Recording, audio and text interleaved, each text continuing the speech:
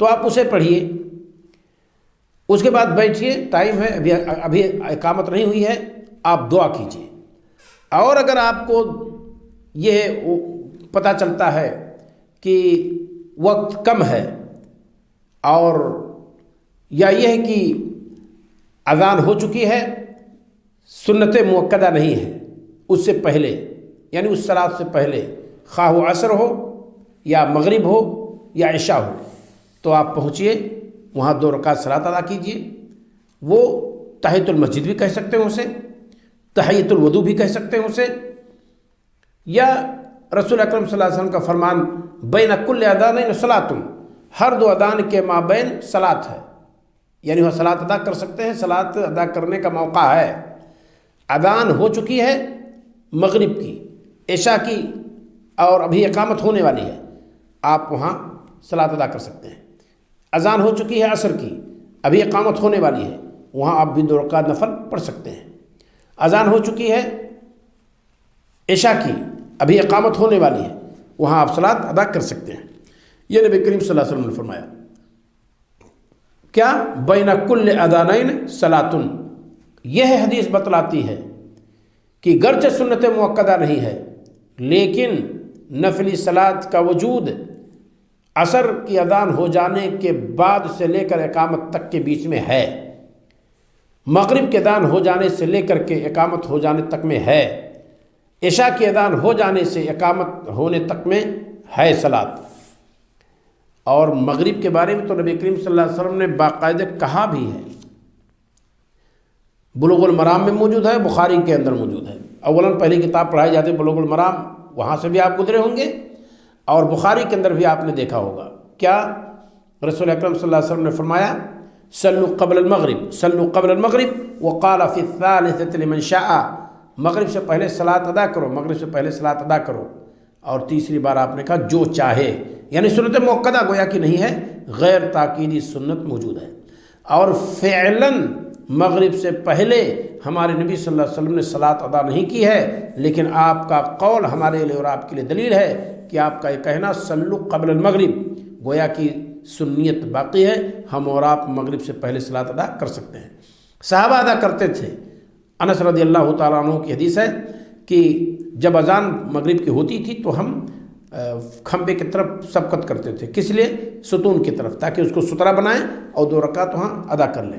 بعض روایات میں ہے کہ کان نبی صلی اللہ علیہ وسلم یرانا، نبی کریم صلی اللہ علیہ وسلم ہمیں دیکھتے تھے، فلم یامرنا، تو آپ واجبی طور پر اس کے کرنے کا حکم نہیں دیتے، ولم ینہانا، اور انہا، اور اس سے آپ صلی اللہ علیہ وسلم ہمیں روکتے بھی نہیں تھے۔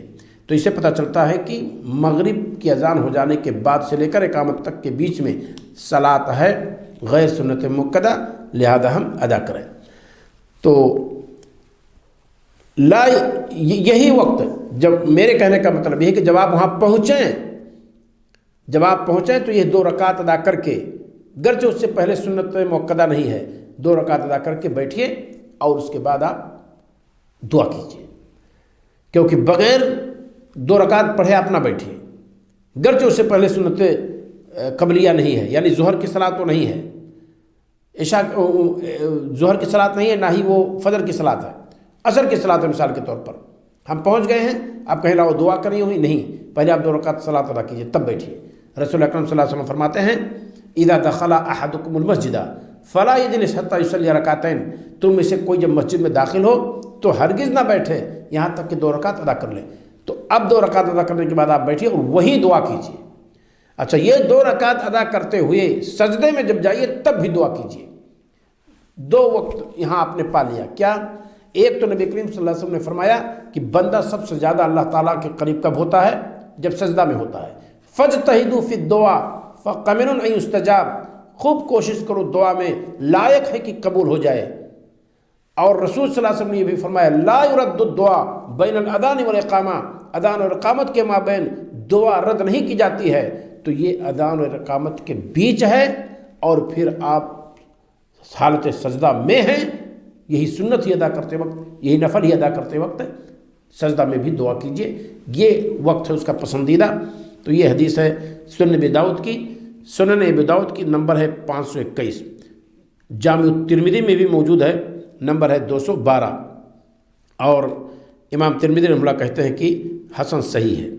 और इसी तरीके से अहमद इब्न हम्बल रहमहुल्लाह ने भी रिवायत की अपनी मुस्नद के अंदर, जिल्द नंबर 3 सफ़ा 155 और सफ़ा 250 पर मौजूद है। और ये जो इजाफ़ा है फदऊ, क्या है हदीस, ला युरद्दु दुआ बैन अल-अज़ान वल इक़ामा, अज़ान और इक़ामत के माबैन दुआ रद्द नहीं की जाती है। यही आम तौर पर जगहों पर मौजूद है। सुनन तिरमिज़ी में, अबू दाऊद में यही मौजूद है। लेकिन बाद रिवायात में फदऊ, लिहाजा तुम दुआ करो, कहते हैं कि ये इजाफ़ा जो है मौजूद है कहाँ, मुस्नद अहमद इब्न हम्बल में। एक हदीस और इस ताल्लुक़ से सुन लीजिए। अन अब्दुल्लाह इब्न अमर रज़ियल्लाहु अन्हुमा अन्ना रजुलन क़ाला, कि एक आदमी ने कहा, ऐ या रसूल अल्लाह, ऐ अल्लाह के रसूल, इन्नल मुअद्दिनीना, ऐ अल्लाह के रसूल सल्लल्लाहु अलैहि वसल्लम, बेशक मुअद्दिनीन यफ़दुलूनना, हम पर फजीलत रखते हैं। फ़क़ाल रसूलुल्लाह सल्लल्लाहु अलैहि वसल्लम, तो अल्लाह के रसूल सल्लल्लाहु अलैहि वसल्लम ने फरमाया, कुल कमा यक़ूलून, मुअज़्ज़िनीन फजीलत रखते हैं अज़ान देने की वजह से, तो अज़ान का जवाब आप भी दीजिए, वो फजीलत आप भी पालेंगे। फ़इदन तहैता फ़सल तुअता, और जब अज़ान के जवाब से तू फारिग हो जाए तो मांग, नवाज दिया जाएगा, दे दिया जाएगा। गोया कि यह हदीस भी दलालत करती है कि अज़ान और इक़ामत के बीच में दुआ रद्द नहीं होती है। और नबी सल्लल्लाहु अलैहि वसल्लम का हुक्म भी है कि अज़ान सुन लो, उसके बाद मांगो। और बिल्कुल मांगते हैं, दरूद व सलाम पढ़ते हैं, नबी करीम सल्लल्लाहु अलैहि वसल्लम के लिए वसीला की दुआ करते हैं। अल्लाहुम्मा रब्ब हाज़िहि दावत ताम्मा वस्सलातुल क़ाइमा व आतिनिल मुहम्मदिल वसीला वल फदीला व आतिनिल मुहम्मद अल वसीलत वल फदीला। मोहम्मद सल्लल्लाहु अलैहि वसल्लम को क्या वसीला अता फरमा। और वसीला क्या है? मकाम महमूद इसको कहते हैं।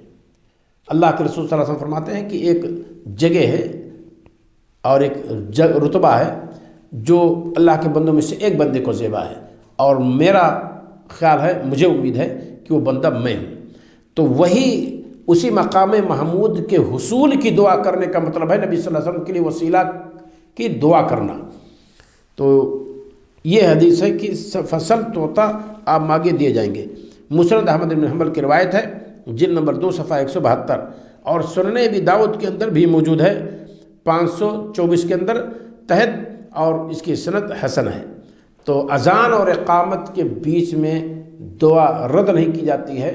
यह सलात से मुताल्लिक़ गोया की एक फ़जीलत, इसमें कोई शक नहीं, जो मुशाहिदीन और मुशाहिदात के सामने मैंने पेश की है।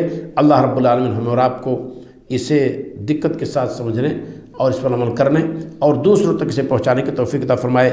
अस्सलामु अलैकुम व रहमतुल्लाहि व बरकातुहू।